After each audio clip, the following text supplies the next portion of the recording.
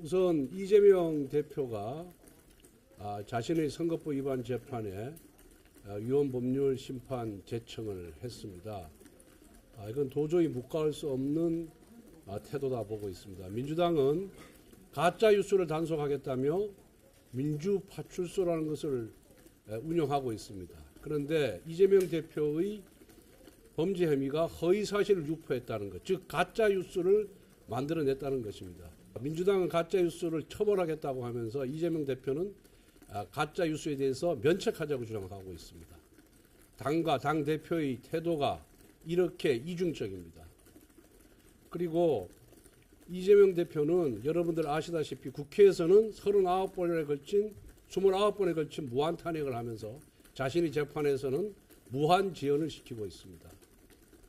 이재명 대표에게 경고합니다. 기본사회, 기본소득 챙기지 말고 기본도덕부터 갖추길 바랍니다. 질문 받겠습니다. 아침회의 모두 발언에서 여당이 발목을 잡는 산당이다 이러면서 추경 망설일지 아니라고 지금 추진하다고 촉구했거든요. 이에 대해서 저희가 입장을 어떠셨습니까? 여러 번 밝힌 바와 같이 정부에서 상반기까지 금년도 예산안의 75%를 조기 집행하겠다고 했습니다. 그래서 지금 추경안을 만든다 하더라도 집행이 바로 되는 것이 아닙니다. 그래서 충분히 75%를 집행을 하면은 어느 정도 경기 부양이 됩니다. 그래서 우리 당의 기본 원칙은 한 1, 4분기를 지난 후에 추경의 필요성을 검토해서 하겠다는 그런 방침이거든요. 그럼에도 불구하고 이재명 대표가 실용주의를 표방하면서 자기가 생활지원금 주장을 안 할 테니까 추경을 하자라고 얘기하고 여러 가지 조건을 제시하고 있어서 저는 진정성이 있다 그런다면은 여야정 협의체에서 그 추경뿐만 아니라 지금 시급히 처리해야 될 반도체 특별법, 에너지 3법 등 이런 법률안과 같이 논의하자라고 제안을 했기 때문에 여야정 협의체에 참여해서 모든 문제를 열어놓고 대화를 나누면 될 것 같습니다.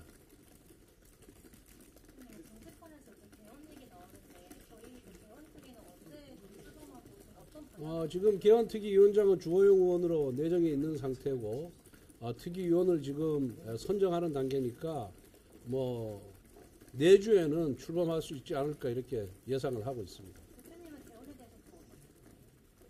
대해서 여러 차례 말씀드린 바와 같이 1987년 체제, 즉 현행 헌법 체제가 대통령에 대한 과도한 권력, 그 다음에 의회의 그런 헌법을 위반한 과도한 권한 남용에 대해서 제어할 그런 방법이 없어서 지금의 이런 사태가 초래된 거 아니겠습니까?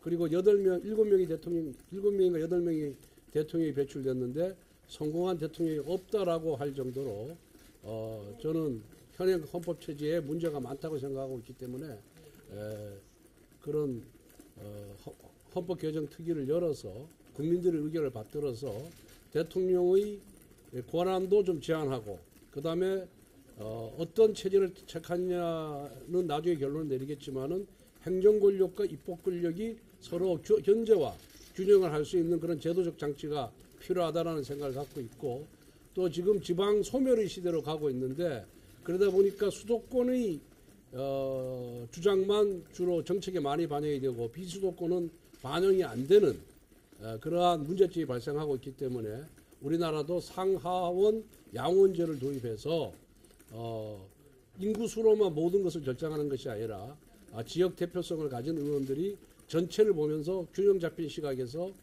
주요 제도나 정책을 만드는 필요가 있다 이런 기본적인 생각을 갖고 있습니다. 야당에서 내란 국토특위 좀 연장해야 되는 거 아니냐 이런 이야기 나오고 있습니다. 내란 국토특위 연장할 필요가 있을까요? 이미 소위 비상기업과 관련된 부분은 이미 재판이 본격적으로 진행 중에 있고 국토특위에서 뭘 더 밝히겠습니까?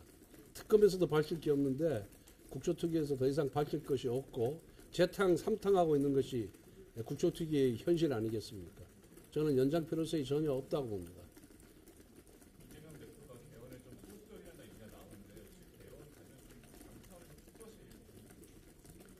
일단 개헌특위가 만들어져서 우선 당 자체의 개헌안을 만들어야 될 것이고, 그리고 우원식 국회의장에게도 국회 차원의 개헌 자문위원회는 만들어져 있습니다. 민간인 중심의 개헌 자문위원회는 만들어졌는데, 우원식 의장에게도 국회 개헌특위를 발족해서 개헌을 본격적으로 논의하자라고 여러 차례 요청했음에도 불구하고 우원식 의장도 개헌의 필요성을 느끼지만은 아마 민주당 이재명 대표의 눈치를 보는지 거기에 대해서 좀 적극적으로 나서지 않고 있습니다.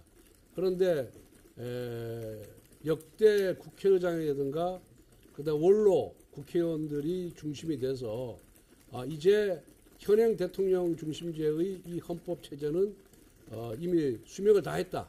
그래서 새로운 체제를 만들어야 되겠다고 하면서 개헌론에 불을 지피고 있기 때문에 여론만 뒷받침이 된다면은 이재명 대표도 이 개헌을 받을 수밖에 없을 것이다, 이렇게 저는 보고 있습니다. 어제 윤석열 대통령이 헌법재판소에서 개헌에 대해서 아무 일도 일어나지 않았다, 소수의 잘 그림자 붙여간 것 같다고 했는데 어떻게 생각하세요? 어제 워낙 바빠가지고 그 헌법재판소의 재판 진행 상황에 대해서 제가 제대로 보지를 못했습니다. 예. 그리고 헌법재판에 관한 것에 대해서는 당 차원에서 직접 언급하는 건 적절치 않다고 생각합니다. 여기까지 하겠습니다. 야당에서 명태균 특검법 추진한다는 보도가 나왔는데 당 입장 어떻게 될까요? 뭐 야당은 정부 여당에 흠집낼 수 있는 거는 뭐든지 특검 국정조사를 하는 그런 집단이기 때문에 그런 논의 자체가 놀랍지는 않습니다만은 명태균 관련 사건은 이미 검찰에서 수사를 다 했고 언론에서 보도할 만큼 다 보도를 해서 요즘 아무도 관심 없는 거 아니겠습니까? 뭐 추진하려면 추진해보라 그러시죠. 예. 근데 여론조사 보니까 대통령 재판의 기능이랑 기각이 5차 범위내 접전이더라고요. 그리고 인용 응답이 지난주보다 조금 더 하락하고 있는데 이런 여론에 대해서는 어떻게 글쎄, 여론이라는 것이 뭐 그때 따라서 또 여론조사 기관에 따라서 조금씩 차이가 있는 것 아니겠습니까? 그리고 그런 그 여론의 흐름만 저희들이 살필 뿐이지 구체적인 수치를 놓고 논평을 하거나 거기에 대해서 새로운 해석을 더 붙이는 거는 저희들은 그거를 하는 것은 전 적절하지 않다라고 보고 있습니다. 저희들이 우리 당은 어떻게 하면은 민주당이 의회 독재 그리고 국정 마비 이런 사태에 대해서 국민들에게 잘 알릴 것인가, 실체를 밝혀서 알릴 것인가 하는 문제에 집중을 하고, 그 다음에 앞으로 민생 경제를 어떻게 해결할 것인가에 저희 당은 집중하고 있을 뿐이지 매주 나오는 여론조사에 대해서 뭐 일희일비하거나 거기에 큰 의미를 부여하지 않는다는 말씀을 드립니다. 이 정도 하겠습니다.